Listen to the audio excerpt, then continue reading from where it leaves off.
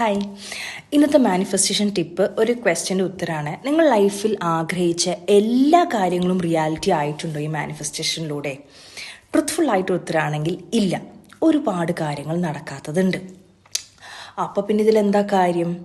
മാനിഫെസ്റ്റേഷനെ കുറിച്ച് കൂടുതൽ പഠിക്കാനും മൈൻഡ് സെറ്റ് ഷിഫ്റ്റും കോൺഷ്യസ് പോസിറ്റീവ് തോട്ട്സിനെ കുറിച്ചിട്ട് ഞാൻ പഠിക്കാൻ തുടങ്ങിയതിന് ശേഷം എന്ത് കാര്യം ലൈഫിൽ വന്നാലും അത് നേരിടാനുള്ള സ്ട്രെങ്ത് എനിക്ക് വന്നു.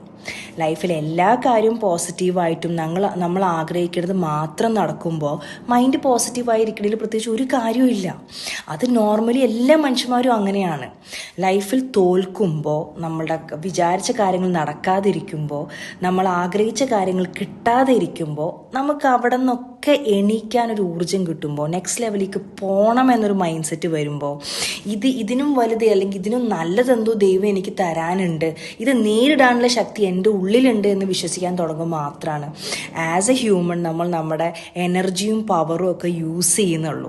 അപ്പോൾ ദൈവം നമ്മൾ എല്ലാവർക്കും ഒരു ഡിഫറെൻറ്റ് ലൈഫും ഡിഫറെൻറ്റ് ചാലഞ്ചസും ആണ് തന്നിട്ടുള്ളത്. ഇപ്പോൾ എന്നോട് ചോദിക്കണേ എന്തിനാണ് പല ആൾക്കാരും ഇങ്ങനെ ആക്കിയേക്കുന്നത്, എന്തിനാണ് പാവപ്പെട്ടവരാക്കിയേക്കണമെന്ന് ചോദിച്ചാൽ എനിക്കറിയില്ല. എനിക്കറിയാവുന്നതും എനിക്ക് കൺട്രോൾ ചെയ്യാൻ പറ്റുന്നതും എനിക്ക് മനസ്സിലാക്കാൻ പറ്റുന്ന കാര്യങ്ങൾ വെച്ചിട്ട് എൻ്റെ ലൈഫിൽ ഞാൻ ജെന്യുവിൻ ആയിട്ടുള്ള പോസിറ്റീവ് മൈൻഡ് സെറ്റും പോസിറ്റീവായിട്ടുള്ള റിസൾട്ടും ഉണ്ടാക്കിയിട്ടുണ്ട്. ഇത് ഞാൻ ലോകത്തിനോട് പറഞ്ഞു തരുന്നു. ഇത് പ്രാക്ടീസ് ചെയ്ത് ഒരുപാട് പേരുടെ ജീവിതത്തിൽ വ്യത്യാസം ഉണ്ടാവുന്നുണ്ട് എന്ന് കണ്ടുകൊണ്ടാണ് ഇതൊരു എന്താ പറയുക, ലൈഫിലൊരു ബ്യൂട്ടിഫുൾ പർപ്പസ് ആയിട്ട് ഞാൻ കണ്ടിന്യൂ ചെയ്യണത്. Thank you.